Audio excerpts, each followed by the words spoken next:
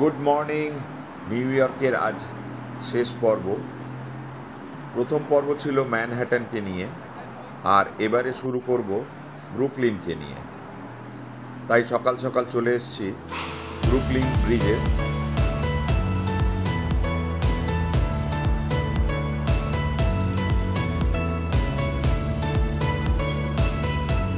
আরও একটা ব্রিজ আছে যেটাকে ম্যানহাটন ব্রিজ বলা হয়। এটা এখান থেকে দেখা যাচ্ছে।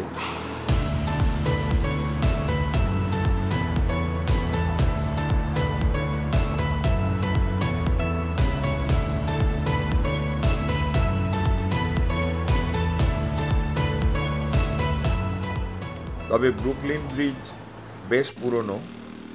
এই ব্রিজ পথচারী আর সাইক্লিস্টদের জন্য আলাদা করে রাস্তা আছে, আর একটা প্রমেনেডও আছে যেখান থেকে ব্রুকলিন রিভার সাইডটা দেখা যায়। ছবি তোলা আর বেড়ানোর জন্যই এটা অনেক বেশি জনপ্রিয়। এখান থেকে ম্যানহাটনের দৃশ্য খুব সুন্দর লাগে।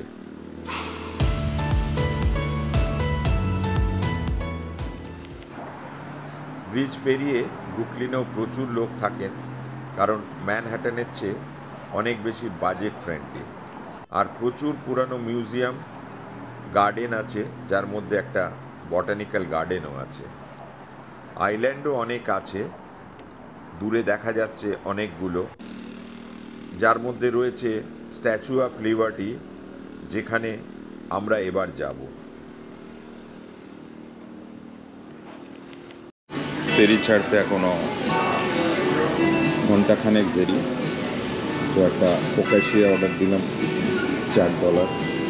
এর তো বাইরেটাই মনে হচ্ছে $1। এনিওয়ে, তো ন্যাচারালি আমার খাওয়া নিয়ে কোনো সমস্যা নেই, খাওয়া নিয়ে কোনো খরচা নেই। এবারে ফেরি ধরবো দ্য স্ট্যাচু অফ লিবার্টি যাওয়ার জন্যে। যদিও এবার আমি ফেরি রাইডটা নেব যেটা স্ট্যাচু অফ লিবার্টি আর হাডসন রিভারের ভিউ দেখতে নিয়ে যায়। প্রায় 1 ঘন্টা ধরে এই ক্রুজ পুরো আইল্যান্ডটাকে দেখায়। লিবার্টি আইল্যান্ড যাওয়ার জন্যে একটা আলাদা ক্রুজ আছে। আজ তাতে প্রচণ্ড রাশ আছে, তাই হাডসন রিভার ক্রুজটা নেব, যেটা ভারী সুন্দরভাবে স্ট্যাচু অফ লিবার্টিকে ঘুরিয়ে ঘুরিয়ে দেখায়। তবে আমার কিছু তোলা ছবি আছে, আমি গতবার এসেছিলাম, ভেতরের স্ট্যাচু অফ লিবার্টি আছে, সেটাও আমি আপনাদের দেখাবো। এই ক্রুজটা খুবই সিনিক, যদিও এটা লিবার্টি আইল্যান্ডে স্টপেজ নেই, কিন্তু পুরো জায়গাটার একটা ভারী সুন্দর ভিউ দেখা যায়। এই ক্রুজগুলো লিবার্টি আইল্যান্ডের ফেরির চেয়ে খুব অনেক বেশি জনপ্রিয়, কারণ লিবার্টি আইল্যান্ডে মাত্র 7-8টা ক্রুজ আছে। এখানে অনেকগুলো ক্রুজ অপশান আছে, প্রচুর ক্রুজ যাতায়াত করে পুরো হাডসন রিভার আর লিবার্টি আইল্যান্ডকে ঘিরে। আর লিবার্টি আইল্যান্ডের অ্যাক্সেস খুব লিমিটেড, খুব ছোট্ট আইল্যান্ড, আর ওটা একটা ন্যাশনাল পার্ক, সেই জন্যে দিনে মাত্র 7-8টা ফেরি যায় ওখানে। আর ওটা অনলাইনে বুক করা যায় $25 দিয়ে, অফলাইনেও টিকিট বুক করা যায়, কিন্তু ওখানে আজকে প্রচুর রাশ। 1886 সালে ফ্রান্স থেকে পাওয়া উপহার এই Statue of Liberty, Roman goddess লিবার্তার প্রতিমূর্তি। 93 মিটার দীর্ঘ। এর চূড়ায় ওঠার জন্যে আলাদা করে টিকিট কাটতে হয়। পাশে একটা মিউজিয়ামও আছে। এটা আমেরিকার একটা আইকনিক আর হিস্টোরিক্যাল ল্যান্ডমার্ক, খুব জনপ্রিয় বটে। পৃথিবীর যে 7টা আশ্চর্য আছে, সেটা 21টা দেশ থেকে 21টা আইকনিক ল্যান্ডমার্কে নিয়ে করা হয়েছিল, তার মধ্যে এই স্ট্যাচু অফ লিবার্টিও ছিল।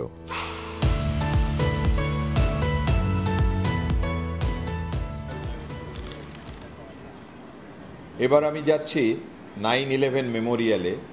আপনারা সেই ভয়াবহ দিনটার কথা নিশ্চয়ই মনে রেখেছেন। প্রায় 3000 লোক মারা গিয়েছিলেন এই দিনে, 23 বছর আগে, আর ধ্বংস হয়েছিল ওয়ার্ল্ড ট্রেড সেন্টার। সেই ঘটনার স্মারক হিসেবে করা হয়েছে এই মেমোরিয়াল। এখানে প্রবেশ মূল্য নেই, একটা মিউজিয়ামও আছে, আর আছে পার্ক আর রিফ্লেক্টিং পুল। আর এর পাশেই রয়েছে ওয়ান ওয়ার্ল্ড ট্রেড সেন্টার। এখানে প্রত্যেক 11ই সেপ্টেম্বর মেমোরিয়াল প্রোগ্রাম হয়। এটাকে একটা পিসফুল প্লেস হিসেবে তৈরি করা হয়েছে। আর এর মধ্যে রয়েছে বিশাল একটা শপিং মল, যার মধ্যে শপিং, ডাইনিং আর অ্যাডভেঞ্চারের সব কিছু উপাদান পাবেন। এই বিশাল করিডোর দিয়ে প্রচুর লোক হাঁটছেন বিভিন্ন ট্রান্সপোর্ট ধরার জন্য। এটাকে একটা ট্রান্সপোর্ট হাব বলা হয়। এই অকুলাস স্ট্রাকচার অনেকটা স্প্যান জুড়ে এই স্কাইলাইটগুলোকে আছে, যার জন্যে খুব সুন্দরভাবে আলো পাওয়া যাচ্ছে এখানে। মাঝে কোনো কোলাম না থাকার জন্যে অসাধারণ দেখতে লাগছে এই জায়গাটাকে। অনেক লোক এখানে ছবি তুলছেন, ছবি তোলার মতোই জায়গা। আর এই বড় করিডোরটা ইস্ট আর ওয়েস্ট মেট্রোকে কানেক্ট করে, তাই এখানে সব সময় ভিড় লেগে থাকে। এটাও একটা ফাইন্যান্সিয়াল হাব। আর এই ফাইন্যান্সিয়াল হাব থেকে আমরা চলে যাব ওয়াল স্ট্রিট, যেটা খুব কাছেই আছে। ওটা আমেরিকার আর একটা আইকনিক ফাইন্যান্সিয়াল হাব। তো ওয়াল স্ট্রিটের সঙ্গে সঙ্গে আপনারা অনেক নামই শুনেছেন, একটা ডাও জোন্স বলেও শুনেছেন। তো এই ডাও জোন্স হচ্ছে পুরো ওয়াল স্ট্রিটটার মালিক। আর ওয়ারেন বাফে, বিল গেটসের মতো লোকেরা এখানে একটা সময় রাজ করেছে। এখানে অ্যাপেল আর মাইক্রোসফটেরও বিরাট বড় রাজত্ব। ওদের শেয়ার প্রাইসের ওপর ডিপেন্ড করে ওয়াল স্ট্রিট কীরমভাবে চলছে না চলছে। তো অনেকগুলো ফ্যাক্টর আছে, এসব এক দিনে বোঝা যাবে না। ওয়াল স্ট্রিটের এই বুলের ছবি আপনারা নিশ্চয়ই দেখেছেন, এই সেই বিখ্যাত বুল। আর এই বুল দেখার জন্যে প্রচুর লোক দাঁড়িয়ে গেছে। পুরো এরিয়াটাই হচ্ছে স্টক এক্সচেঞ্জ এরিয়া। ও লাইন লেগে আছে বেশ বুলের সঙ্গে ছবি তোলার জন্যে, লম্বা লাইন। এই সেই বুল, অথচ সবাই বুলিশ মার্কেট চায়, সবাই বুলকে চায়, কেউ বেয়ারকে চায় না। কিন্তু বুল আর বেয়ার এই দুটো জীবনের অঙ্গ। আবার এটা যাতায়াত বুল নয়, এটা ওয়ার্ল্ড স্ট্রিটের চার্জিং বুল। ভারী সুন্দর করে সাজানো যথারীতি। আর দীর্ঘ ইতিহাসও আছে, সেই সিভিল ওয়ারের পর থেকে আমেরিকার স্বাধীনতার সঙ্গে এই ওয়াল স্ট্রিট জড়িয়ে আছে। তো এই সবাই জিজ্ঞেস করে যে ওয়াল স্ট্রিট কেন? তো অ্যাকচুয়ালি ডাচরা যখন এখানে এসেছিল, সব বড় বড় ওয়াল তৈরি করেছিল নিজেদের সুরক্ষার জন্যে। তো সেই ওয়ালগুলো ভেঙে দেওয়া হয়েছে। সেই ওয়ালগুলোর সুবাদেই এর নাম ওয়াল স্ট্রিট। দেখুন লম্বা লাইন, দেখুন।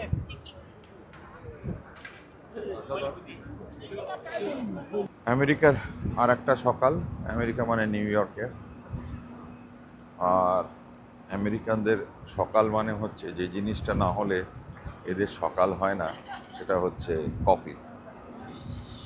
যদিও আমি কফির খুব একটা ফ্যান নই, কিন্তু এটা এমন একটা কফি শপ যার কাছে আমি দাঁড়িয়ে আছি, এটাতে না আসলেই নয়। তার নাম হচ্ছে স্টারবাকস। এটা দেখছেন এখানে লেখা রয়েছে স্টারবাকস রিজার্ভ রোস্টারি। রোস্টারি মানে হচ্ছে এই যে রোস্ট করে, যে কফিটা রোস্ট করে, বিনগুলো রোস্ট করে যে কফি তৈরি হয়, সেটা এটা রিজার্ভ করে রাখে। তো চলুন কিরমভাবে রিজার্ভ করেছে একটু দেখি। Good morning, welcome to the roastery, folks. What is the lowest price of a coffee? Lowest price? Yeah. I would say if you just go for a regular brewed coffee, it would be as low as like $7 or $7.50. And what is the highest? Highest? তো ঠিক আছে, $7 থেকে $15 অবধি coffee, এমন কিছু বেশি নয়। তো এইটা হচ্ছে এই যে পাইপ লাইনগুলো দেখছেন, এর ভেতর দিয়ে সব কফি বিনস আসছে আর কফি গ্রাইন্ড হচ্ছে এখানে। এরা সব সময় রিজার্ভ করে রাখে কফি গ্রেনস। আর এই যে কফি গ্রেনসগুলো গ্রাইন্ড হচ্ছে।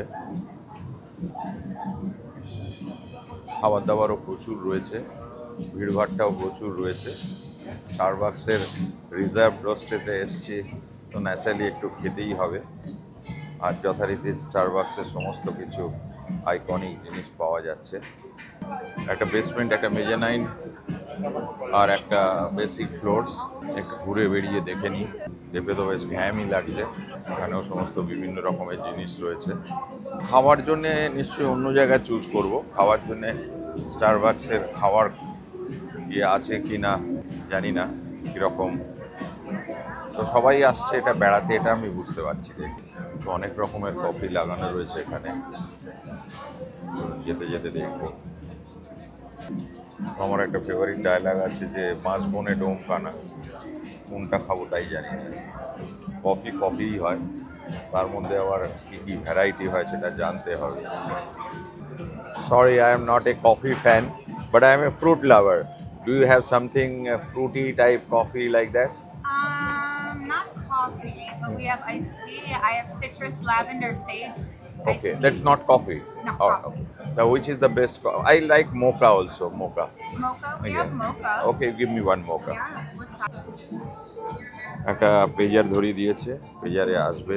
তবে 871 মানে আমাদের এতে 700 টাকা ধরুন। মিনিট 5-7 লাগলো পেজার বাজতে। পেজার বাজতেই নিয়ে এসছি। স্টারবাকসের পাশেই রয়েছে একটা এলিফ্যান্ট ইনফরমেশন সেন্টার। যেন এলিফ্যান্টের কোনো মিউজিয়াম হতে পারে।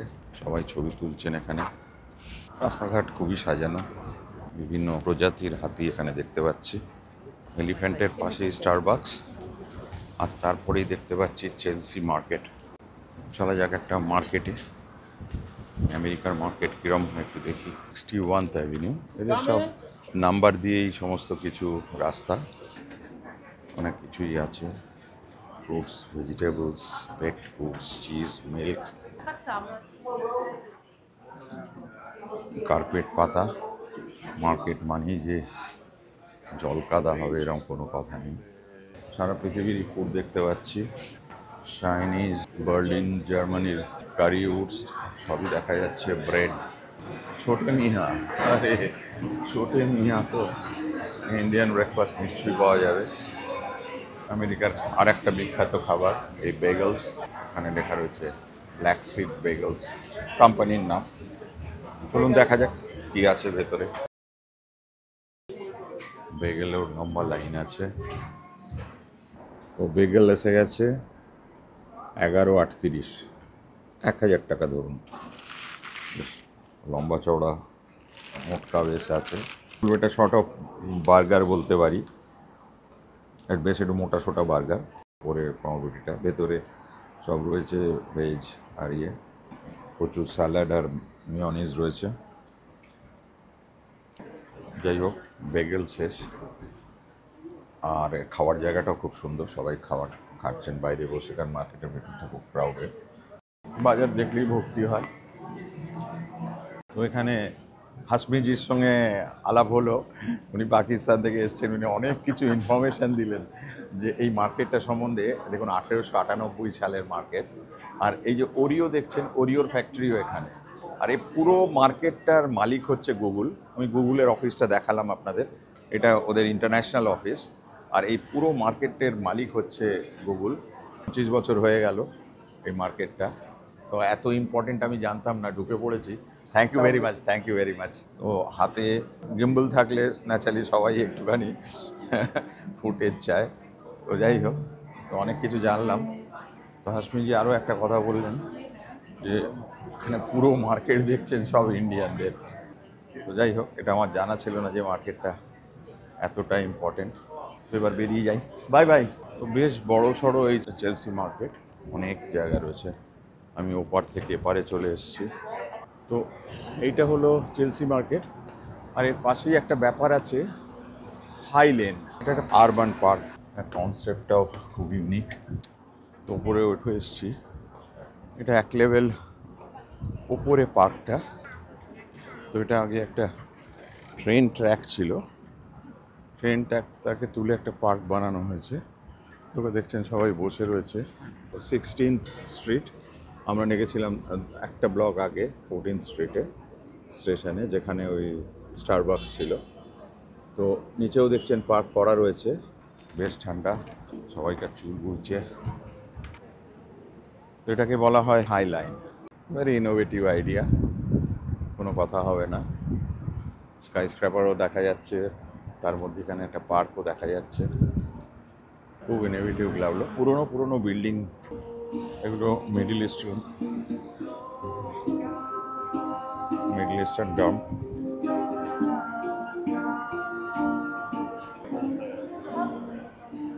সব হ্যালোইনে প্রচুর,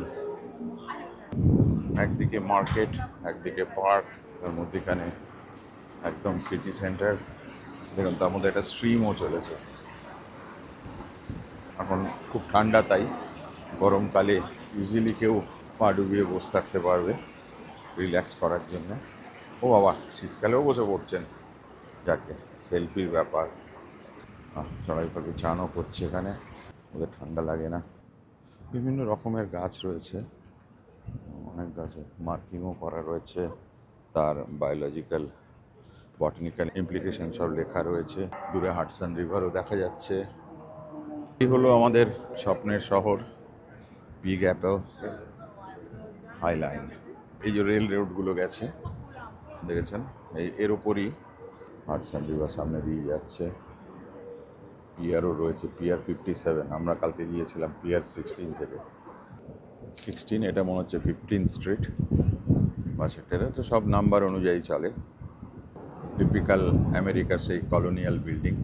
তো মার্কেট আর পার্ক শেষ করে আবার এসে গেছি এই গুগলের অফিসের সামনে। শুনলাম নাকি পুরো পাড়াটাই গুগলের। ইন্ডিয়ান সিইও বলে কথা, আমরা একটু গর্ব করতে পারি। তো শেষ করার আগে দুটো জিনিস আপনাদের একটু বলি। এখানে দুটো ব্যাপার আছে, স্ট্রিট আর অ্যাভিনিউ। তো এটা হলো স্ট্রিট আর এটা হলো এভিনিউ। এই পরপর 1, 2, 3, 4, 5, 6 করে চললো স্ট্রিট। তো মনে করুন এটা 8 নম্বর এভিনিউ আর স্ট্রিট হচ্ছে 14 নম্বর। আমার হোটেল হচ্ছে 103 নম্বর স্ট্রিটে। মানে আমি যদি স্ট্রেট চলে যাই এখান দিয়ে 103 নম্বর পেয়ে যাব। আর একটা জিনিস হচ্ছে এই এদের সাবওয়েগুলো একদম ছিমছাম, ছপ করে ভেতরে ঢুকে গেল। ওপরে কিচ্ছু দেখতে পাচ্ছেন না, কোনো মেট্রো ফেট্রো বড় কিচ্ছু লেখা নেই। এটা 14 স্ট্রিট, খুব নাম করা স্টেশন। আচ্ছা, এখানে খুব ভিড় হয়। তো আমার 35 টাকার টিকিটে 3 দিন ভালোই ঘোরা হলো। এখন জিজ্ঞেস করতে হবে আমাকে ওই টিকিটে আমি এয়ারপোর্ট অবধি যেতে পারবো কিনা। Hello, actually I have a 7 days pass. Can I get to airport in this pass or I have to buy another ticket? For subway, you can use it. You're Bengali? আপনি হচ্ছে E-train নেবেন। আচ্ছা, E-train, uptown, ঠিক। and the station নাম হচ্ছে Satrin Lower. আচ্ছা আচ্ছা আচ্ছা আচ্ছা, ও আচ্ছা, এখানে গেলেই আপনি হচ্ছে JFK ট্রেনটা পেয়ে যাব। আপনি তো আসবেন ডাউনটাউনে, হ্যাঁ। তখন ওই 42nd এসে হচ্ছে আপনি আপটাউন কুইন্স ফলো করবেন। আচ্ছা, তাহলে আমি কি হাওয়ার্ড বিচ অবধি যেতে পারবো? না, হাওয়ার্ড ব্রিজ যেতে পারবেন না, আপনাকে এই ট্রেন ধরতে হবে। এই ট্রেন ধরে হাওয়ার্ড বিচ চলে যেতে, মানে একই জিনিস। হ্যাঁ বুঝতে পেরেছি। এবার হাওয়ার্ড বিচে গিয়ে আমার $8.5 এক্সট্রা একই লাগে। কথা, হ্যাঁ। ঠিক আছে। দাদার সঙ্গে দেখা হয়ে গেল, ঢাকলার দাদা, বিক্রমপুরের ঢাকলা। যাই হোক, দাদা একটু আমায় জানিয়ে দিলেন, আমার একটু খরচা কমলো। এইরকম হচ্ছে পর্যটকদের জীবন, কত লোকের সঙ্গে কতভাবে দেখা হয়ে যায়। গ্র্যান্ড সেন্ট্রাল থেকে নামলেই মেট্রো ধরে আবার পরের স্টেশন চলে যাব। ছুটি শেষ, এবার বাড়ি ফেরার পালা। তবে যাওয়ার আগে একটু শপিং ঘুরে যাই। আমি এত হাইফাই চাইছিলাম না রে ভাই, পাতি শপিং মল হলে হতো আমার। এনিওয়ে, বসে পড়েছি যখন, সবই রয়েছে অ্যাভেদা, বস। এটা বোধহয় বেয়ার মিনিমাম, এর নিচে বোধহয় শপিং মল হবে না। Shops at Columbus circle. আমার একটা সুপার মার্কেট দরকার ছিল, হোলসেল ফুড। হ্যাঁ, এখানে সব কিছু পাওয়া যাবে না। আজকে এখনো অবধি 213 টাকা খরচা হয়েছিল আর কি। তো ভাবলাম যে $300 বাজেট আমি যদি বাঁচিয়ে থাকি, বিশেষ করে এই $35 টিকিট আমার অনেক টাকা সেভ করে দিয়েছে। $69 মালপত্র কিনে ফেললাম। সবই ওই আমার রান্না করার জন্যে বিভিন্ন রকম তেল ফেল এইসব, সেরকম কিছু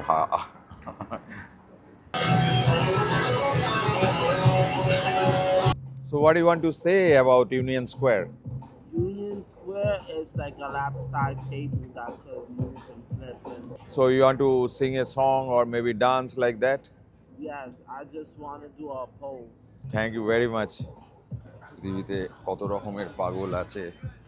তো এটা হলো ইউনিয়ন স্কোয়ার, সাবওয়ে চলে গেছে। এটা হলো 4th অ্যাভিনিউ। এখানে খুব একটা স্কাই স্ক্র্যাপার খুব বেশি নেই, এটা বেশ ভালো জায়গাটা। দেখুন কিরম মিক্সিং করছেন পুরো ডিজেদের মতন। দাবা খেলাও চলছে, বেশ একটা আমার খুব ভালো লাগে এই জায়গাটা। বিভিন্ন রকমের দাবা, এগুলো কোনোটা টার্কিতে এরকম প্রচুর পাওয়া যায়, এক একটা জায়গায় এক এক রকম। ভেতরে ভেতরে ঘুরলে অনেক প্রচুর রেস্টুরেন্ট, প্রচুর বড় বড় শপিং মল। এটা হচ্ছে হোল ফুড মার্কেট। খাওয়ার পক্ষে এটা অনেক আদর্শ জায়গা। এখানে $20 নিচে কেউ কথা বলে না। সাধারণ আপনি একটা স্যান্ডউইচ কিনতে গেলেও $12, $14 একটা দোকানের দাম। খাওয়ার জন্য তো আসিনি, বেড়ানোর জন্য এসছি। তো ফ্যাশন দুরস্ত এরিয়া। দেখুন শুধু সাধারণ টুপি, কত রকমের টুপি বিক্রি হচ্ছে। এটা হচ্ছে ফালাফেলরা, আমাদের কি বলবো, ডালের বড়া। এটা আমার খুব ফেভারিট খাদ্য। এটা টার্কিতে ভীষণ ভালো পাওয়া যায়। অ্যাকচুয়ালি সিরিয়ানরা খুব ভালো তৈরি করে। এবার শেষ করার পালা, তাই নিউ ইয়র্কের রাতের কিছু ছবি কাল তুলেছিলাম, সেগুলো আপনাদের দেখাই। বিত্তবান শহরে রাত্রিরের আলোকমালা আর জাঁকজমক দেখবার মতো হয়। কোনো ফেস্টিভ্যাল বা প্রোগ্রামের সময় আরও জাঁকজমক বেড়ে যায়। প্রচণ্ড ঠান্ডা হাওয়ার মধ্যেও প্রচুর মানুষের ঢল নেমেছে নিউ ইয়র্কের রাস্তায়। মোহময়ী নিউ ইয়র্ক আপনাকে হাতছানি দিয়ে টেনে রাখবে গভীর রাত অবধি। আমাদের এই চ্যানেল আপনারা দেখে অবশ্যই আপনাদের কমেন্ট দেবেন, লাইক বা শেয়ার করবেন, আর অবশ্যই সাবস্ক্রাইব করে আমাদের অনুপ্রাণিত করবেন।